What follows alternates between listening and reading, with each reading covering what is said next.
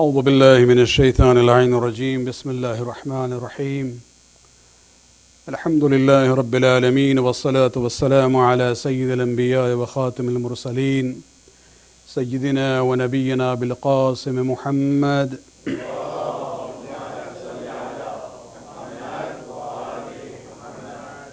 وعلى أهل بيته الطيبين الطاهرين المعصومين واللعنة الدائمة الباقي لأعدائهم من الآن إلى قيام يوم الدين. أما بعد، فقد قال الله سبحانه وتعالى في كتابه الكريم: كل نفس ذائقة الموت. صلوات أكبر.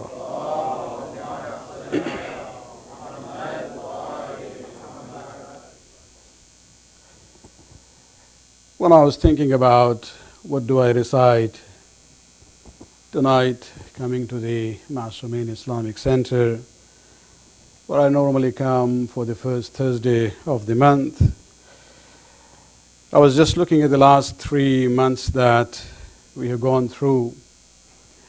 Especially the winter which passed was a very difficult season for the Shia community of the Greater Toronto area. We had many deaths in the community. In 1 week, actually, looking at different Shia centers in the Greater Toronto area, in 1 week we had 6 funerals. But when I was looking at that, and I realized that all the deaths that had happened in the last 2.5 months were of the individuals, mu'minin and mu'minat, whose time in a way had come from our perspective. Even the families and the dear and near ones were expecting that. But then, I come to this sad loss to the community, passing away of this young lady who was in her prime age. And that's where I thought maybe this is the moment for us to talk about it as a point of reflection for ourselves. What does it mean when we come to this dunya? What does it mean to get ready for death? Because this is an issue where nobody can really escape from this. When Allah subhanahu wa ta'ala uses the term kullu nafsin zaiqatul maut, every nafs, this is actually a statement which covers everyone, even the greatest of the prophets of Allah subhanahu wa ta'ala. The most beloved messenger of Allah subhanahu wa ta'ala is not exempted from that. As Mirani says, Jab Ahmad Mursal na rahe, kaun rahega? Nobody is here to stay forever. So this process of death is there. The whole mystery is that nobody knows when. There is no calculation. Absolutely no one can come to you and say, okay, this is your time. This is the place you are going to die. This is the state in which death will come to you. Time-wise, we don't know. Place-wise, we don't know. The state that we will be in at the time when Malakul Maut comes, we don't know. Age, we don't know. We see, newborn children. In few hours they die. We have seen children who die. We have seen young people who die.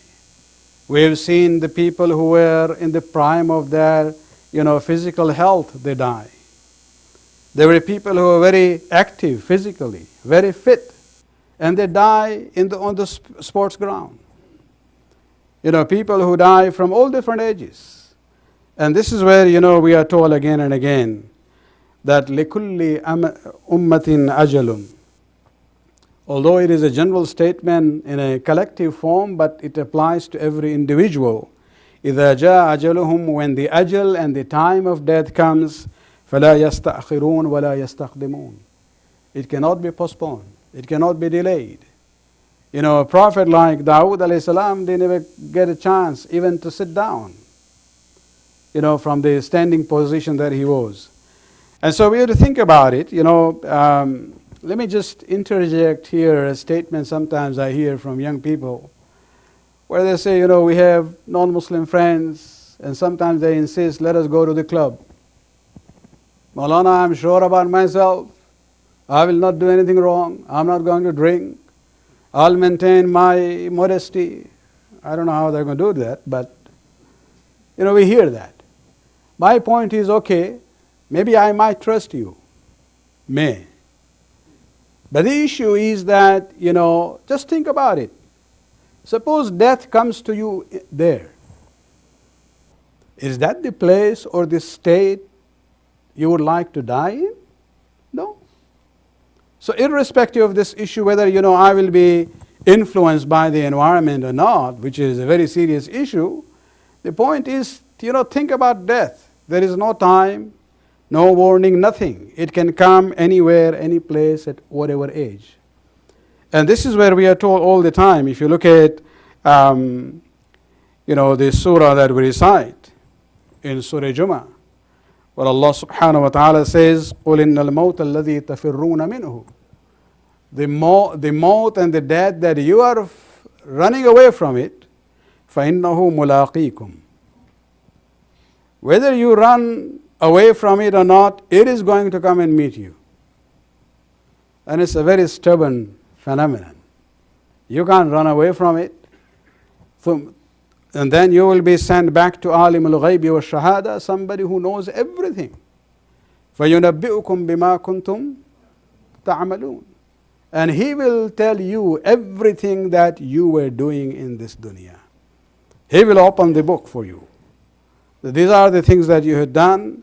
And this is where we have to realize that, we have to always prepare for that. And the preparation comes in what we call sound belief, which is the foundation. And the building erected on that would be the amal. That is what is going to go with us. Amal salih by itself doesn't have any value. It only has value when the belief is sound. And this is where we have to work for it in order to, gain the salvation in the hereafter. Salawat pढ़ने एक बार और.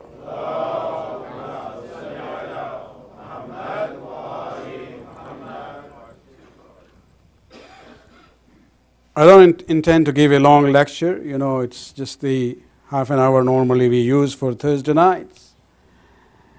But let us go to the person who can really guide us on this matter. And that is Amir al-Mu'minin Ali bin Abi Talib alayhi salatu wa salam.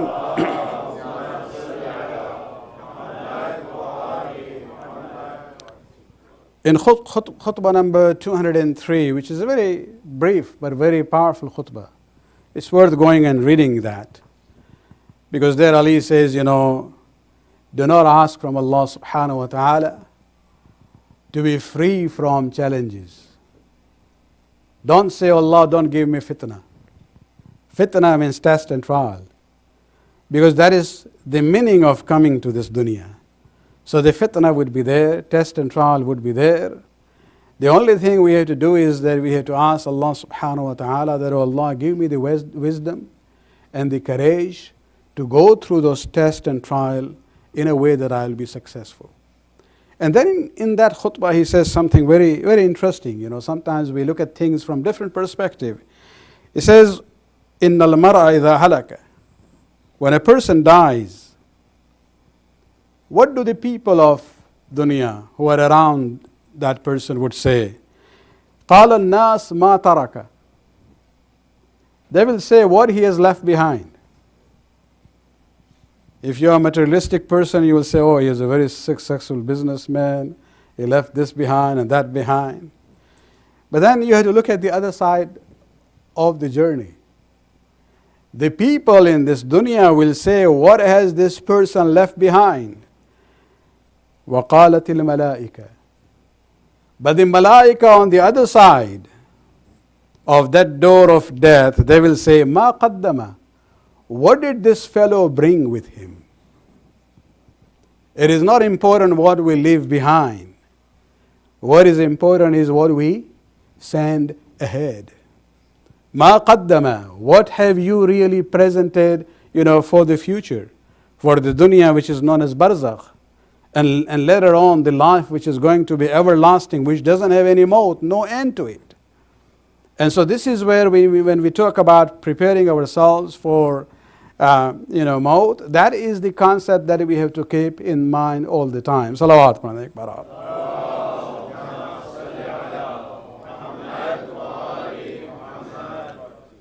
It seems that Amir al-Mu'minin in his advice to the people used to constantly talk about this issue, that get ready for the death.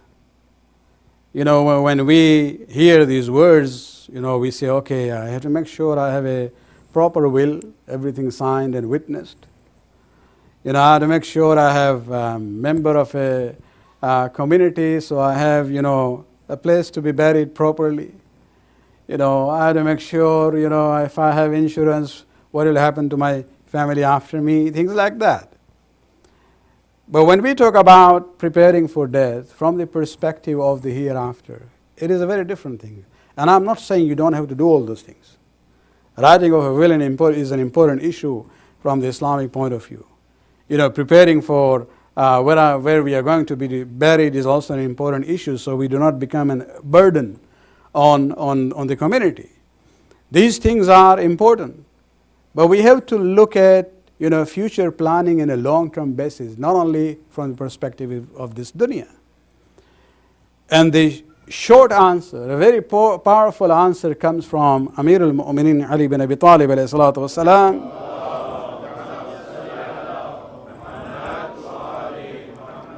When a companion asked him, and as I said, sometimes, these companions who used to ask questions, we should be thankful to them. Many things came out because people were asking questions. And so it seems this fellow must have heard Ali many times saying, be ready for death, be ready for death. And so he asked him the question, Mal isti'dad lil maut. Oh Imam, what does it mean to get ready for death? And Imam summarized in a very short sentence with 3 statements. He says, number 1, ada'ul fara'id. Number 2, ijtinab al-maharim. And number 3, al-ishtimal al-makarim. It says 3 things. If you have 3 things, you are successful, you are ready for that process known as death and maut. The first one, ada'ul fara'id. Fulfillment of the fara'id, the duties and obligations that we have. It's very easy to understand that, but sometimes our vision is very limited. When we talk about fara'is, what comes to our mind? We have to make sure we do our namaz, we fast in Ramadan, and we go for Hajj. But fara'is is not only the rituals. When we talk about fara'is, as it is said by some of the scholars, and it's a true statement, that 1/10 of the Sharia is ibadat. 9/10 actually deals with what is known as mu'amalat. And in mu'amalat, one of the major issues is the issue of interaction with one another. On family level, on the level of the relatives, when we talk about the community, when we talk about business life, our social life, when we interact with people, that is where the issue of fara'is comes in. And so it's not only what we call rituals and ibadat, which is ada'ul fara'id. We have to look at all dimensions and perspectives of fara'id. Let me just share with you one story from the life of Amir al-Mu'minin again, that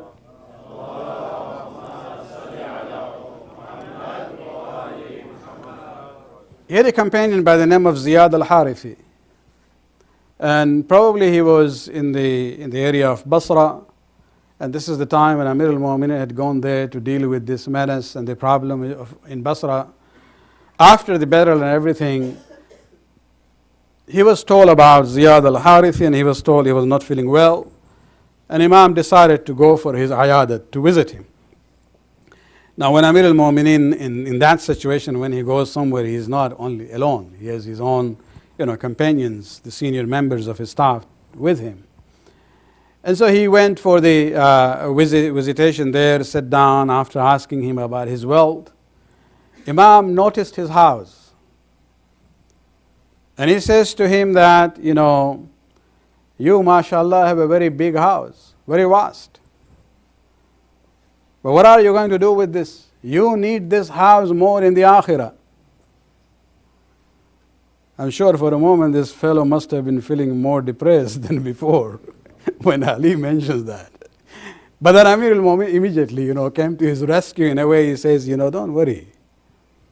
If you wish, you can take this house with its vastness with you to the akhirah, provided you do silatul rahim.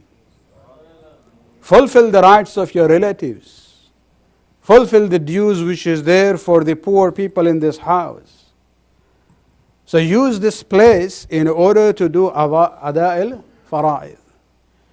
Fulfilling the rights of others. And this is where Imam says, you will be able to then take this house with you to the akhirah. And this is the point we have to realize. Akhirah cannot be built when we reach there. That is Darul Jaza. This is Darul Amal.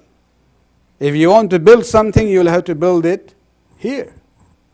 There are no resources over there for that. And this is where we have to realize that we are not talking about shunning the dunya. Ali doesn't believe in this concept that dunya is bad. It is the nature of the relationship that we have with dunya which will make that relationship positive or negative. Because it is the dunya which we have to use in order to build our akhirah. So this is one thing that we have to keep in mind. The second issue that Amir al-Mu'minin mentioned was ijtinab al-muharim. To refrain from what is haram. I'll just mention one thing here. That Amir al-Mu'minin Ali bin Abi Talib alayhi salatu wassalam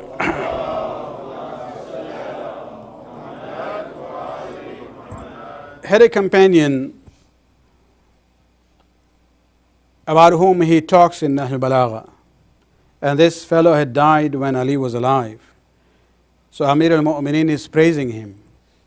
Unfortunately, the khutbah or the writing that Ali has about him doesn't mention the name. He just says, وَكَانَ لِي أَخٌ فِي الدِّينِ. I had a brother in faith. Had means he's already passed away. But it shows that this was a person that Amir al-Mu'minin respected. If Ali calls you his brother in faith, this is itself a big, award for you. It's easy to say, I am Shia of Ali. It is completely different when Ali says, you are my Shia. And this is where Ali says, وَكَانَ لِي أَخٌ فِي الدِّينِ. I had a brother in faith. And he describes his qualities. At the end he says, these are the qualities which should be found in all of my followers. And if you cannot acquire all of them, at least try to acquire some of them. And it's worth, reading that statement about this individual. According to the commentators, this probably refers to the friend of Ali by the name of Osman bin Mad'un. Was a very pious person. And it seems he was so close to Ali that when al-Banin had 4 sons, one of them actually Ali named him after. Osman bin Ali. People think it refers to the 3rd Khalifa. No. Ali named him Osman in the memory of his friend Uthman bin Mad'un.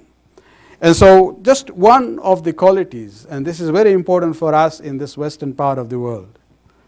We many times face situations which are, gray area.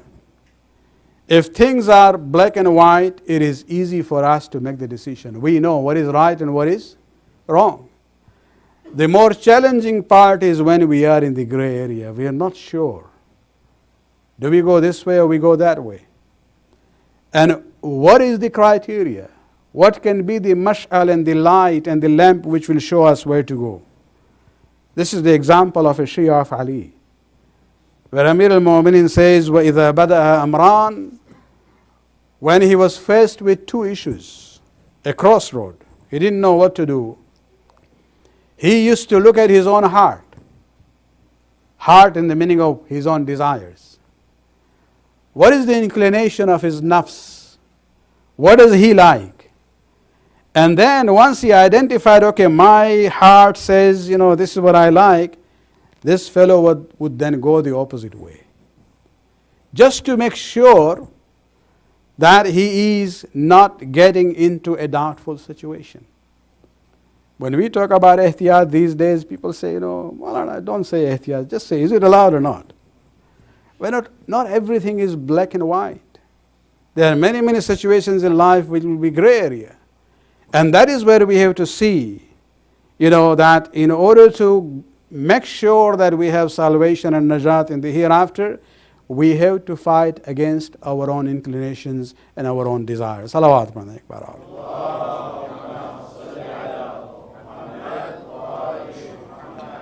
And the third thing Amir al-Mu'mineen says as far as preparing for the death is wal-ishti'mal ala al-makarim, to acquire the akhlaq. Makarim basically refers to the noble character. And when he talks about it, this is very important. So he talked about what is wajib, what is haram. You have to fulfill the wajibat, refrain from the haram, and then he says acquire the akhlaq. Islam is not talking about simply about do's and don'ts. It also talks about going beyond that. And that is where akhlaq comes in. When we talk about akhlaq, let me just give you one example. One of the issues that all the Muslims give importance to, and no doubt it is an important issue, is the issue of da'wah and tabligh. We say it is the duty of Muslims to propagate the faith to the others. But there are two ways of doing it. In the words of our sixth Imam, Imam Ja'far al-Sadiq alayhi salatu wassalam,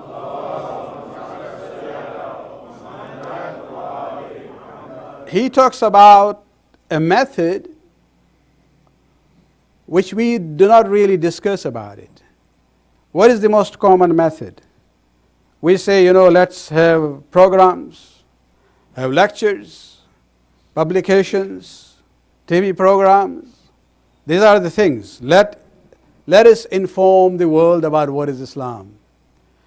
But according to the sixth Imam, كونوا دعاة الناس, be the da'i, the missionaries for Islam without using your tongue. What does it mean? Which means by your akhlaq, by your behavior. It's not an issue of going into isolation, living. You see, taqwa is not going into isolation. Taqwa is that you live in that environment, but you have this inner insulation which prevents you from the evil, and that is where you are able to project the true Islamic image by your akhlaq and your own behavior. And this is where we have to learn as far as tabligh is concerned. Because it is the behavior which has the impact, whether it is positive or negative. The enemies these days, for example, are really very happy these days. Because for them, just to show the image of the ISIS beheading people. Those who do not know anything about Islam, that image on the screen is going to put the non-Muslims away from Islam. It is the behavior, positively or negatively. And we have that struggle. And this is where we have to show, an example I have used here probably before, but I will repeat that just in order to get inspiration, especially for women. Muslim men can go around dressed normally, even if they have beard. There are many non-Muslims also have beard. Nowadays it is a fashion anyway. You become more a professorial type. So we are not that much visible physically. But a Muslimah who goes out with the hijab, for her, she is actually carrying the banner of Islam. Whether she likes it or not, or she realizes that or not, it is a reality. And so they have more challenges and difficulties that Muslim men do not face in the society. but the impact that they can leave because of their akhlaq. Just one example, there is someone from our community living in Ottawa, and every day he goes from his home to his office by bus, takes the same route. He says, one day I was sitting, and this is after 9/11, when the image of Islam had gone really down as far as the Western media is concerned. And he says, I was sitting there, he looks like more like a white person. No disrespect to them, but he doesn't look even like an immigrant. But he was a Shia. And, there was an old white Caucasian fellow sitting with him. They reached to a point where the bus stopped. All the seats had been occupied. An old person got on the bus, and in spite of all these akhlaq that we talk about in this society, nobody stood up. We have this sign, I think, in the front of the chairs which says courtesy, chairs for those who need it. Nobody stood up. A Muslimah lady with her hijab stood up and asked that old person to take the seat. He refused. She insisted until he sat down, and she was standing. Now this old man sitting there, I'm sure he had this whole, stereotyping about Muslims. He turned to this fellow and he said, what is she wearing on her head? Why is she dressed this way? So he didn't even know anything about Islam. At least the first thing non-Muslims know about Islam is that, this hijab. And he said, well, she is a Muslim and she's wearing this hijab. And he turns around and he says, I didn't know that Muslims have good manners. Just think about it. This fellow was not converted, but the stereotype which was there in his mind because of the media, projection of things, or even Muslims doing things, no pamphlet, no book, no lecture, no seminar changed his mind. What changed his mind? Akhlaq of a hijabi lady. This is where we have to realize when we talk about wal-ishti'mal ala al-makarim. To acquire that akhlaq so that, we can gain salvation for ourselves as well as, fulfill our duty as far as our faith and religion is concerned. Salawat pढ़ने के बाद.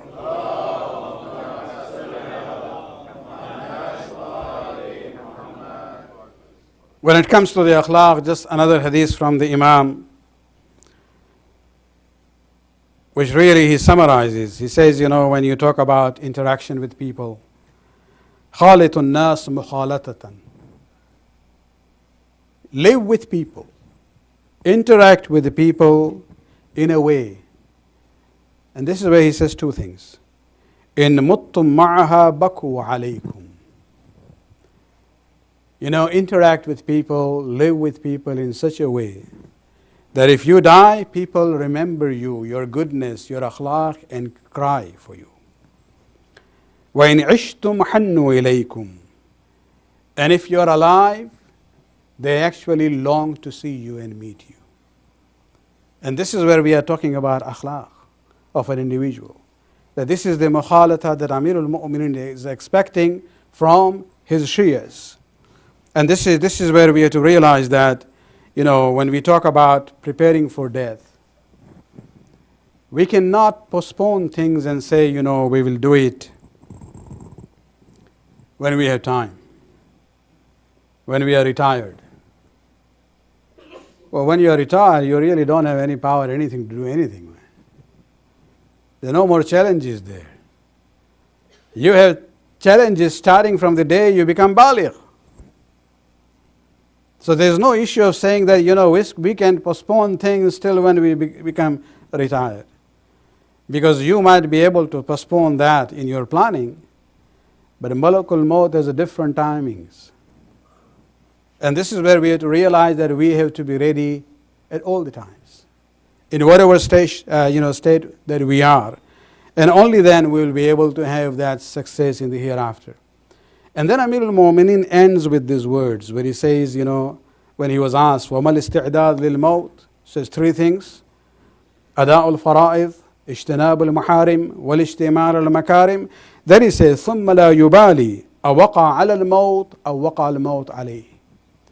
Once you have these three things, then you will not care whether the death is coming to you or you are going towards the death. This issue of, fear of death. The fear is that we are not ready. But if we live a life where we are ready constantly, doing what we are supposed to do, then we will not really have any anxiety, any issue of being, afraid when the time comes, because we will be ready. And this is where, we have to reflect on these issues, think about it, because those who are gone have gone. But that this is a moment of reflection for us, because we sit down when people pass away, recite Surah Yasin for them, which is good. They get ajr and sawab. But the same surah says that this is a book for those who are alive.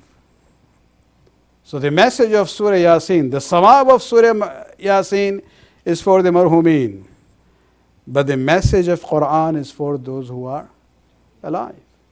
So there is a dual purpose there when you recite Surah Yasin. And that is where we have to keep in mind.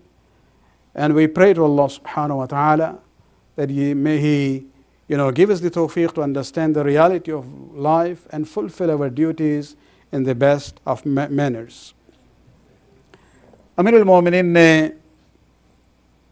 یہ جو جملہ ہے، جب امام سے سوال کیا گیا تھا مل استعداد للموت، کہ مولا یہ موت کی تیاری کا مطلب کیا ہے، تو جہاں امام نے اخلاق کی بات کی ہے اس میں زور دیا ہے اس بات پر کہ تمہاری زندگی وخالط الناس مخالطتاً، لوگوں کے ساتھ رہن سہن، یہی معنی ہے مخالطہ کی، یعنی رہنا. لوگوں کے ساتھ تمہارا انٹریکشن یا رہن سہن اس ٹائپ کا ہو کہ اگر تم گزر جاؤ تو تمہاری نیکیوں کو یاد کر کے روئیں، اور اگر تم زندہ ہو تو ان کے دل میں یہ اشتیاق ہو کہ دوبارہ آپ سے ملے. یہ خداوند عالم توفیق سب کو نہیں دیتا ہے، کوشش سب کو کرنی چاہیے. اور اس کام کے لیے جو ہے عمر کی بات نہیں ہے. یہ جو ہم نے پوائنٹ انگریزی میں کہا تھا کہ موت جو ہے اس کا کوئی معیار نہیں ہے. یہ نہیں ہے کہ ہمیں اگر 60 سال کی عمر ملے گی تبھی ہم تیاری کر سکیں گے. ہم چاہے 16 سال کے ہوں، 20 سال کے ہوں، 25 کے ہوں، 30 ہوں، 40 ہوں، ڈزنٹ میٹر. جب وقت آئے تو ہمیں احساس ہونا چاہیے کہ ہم تیار ہیں اس کے لیے. ہمیں اپنی زندگی کے طولانی ہونے کو نہیں دیکھنا ہے، ہمیں اپنی زندگی کے اثر کو دیکھنا ہے، اپنے لیے بھی، اپنے آخرت کے لیے بھی، اور اپنے معاشرے کے لیے. اس لیے کہ کچھ لوگ ہیں کہ جو پوری زندگی بسر کرتے ہیں اور کوئی اثر نہیں چھوڑتے ہیں، اور کچھ وہ لوگ ہیں مختصر وقت میں جو ہے بہت بڑا اثر چھوڑ کے جاتے ہیں. امیر المومنین نے یہ جملہ کہا ہے، اس کے بہترین مصداق امیر المومنین کی زندگی میں جناب فاطمہ الزہرا صلوات اللہ علیہا ہیں.